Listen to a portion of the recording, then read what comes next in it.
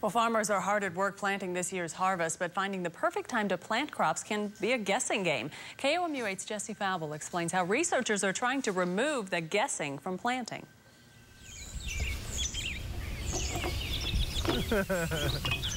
I never get bored. For Bob Benoit, soybean and corn farming runs through his blood.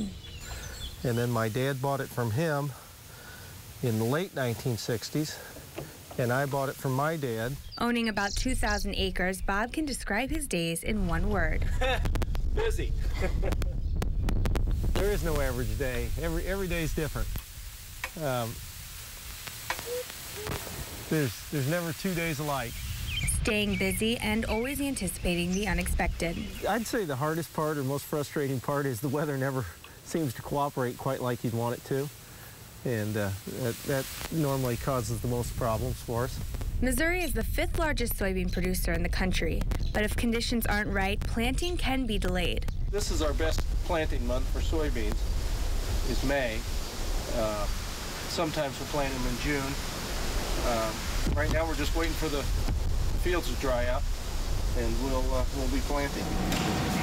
But in this non-traditional soybean setting, University of Missouri professor Henry Wynn's doing some planting of his own. With the soybean genome sequence that are available now, we can develop methodology like what you see in here to streamline that selection process by, select for the specific genes that related to the trait. In January, Wynn and a team of researchers identified more than 1 billion DNA pairs in a soybean.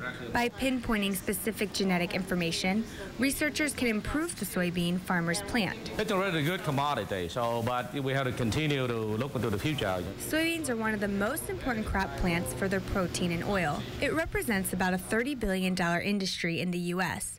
Wynn's genome team identified distinct traits that affect plant development, disease resistance, seed quality, and nutritional traits. This could lead to increased production of soy biodiesel, an alternative fuel source, healthier oils, more nutritious animal feed, and higher yields. But more importantly, research could help Bob plant soybeans under those less than perfect conditions. The research will probably have positive effects for farmers, and we'll probably have some increase in profitability from it, and that's what we're trying to do out here is make a profit. Jesse Fowle. There's always surprises. KOMU8 News, Centralia. Now, the first stage of the soybean genome project is finished, but research does continue. Henry Wynn says he hopes to see consumers using his research in 3 years.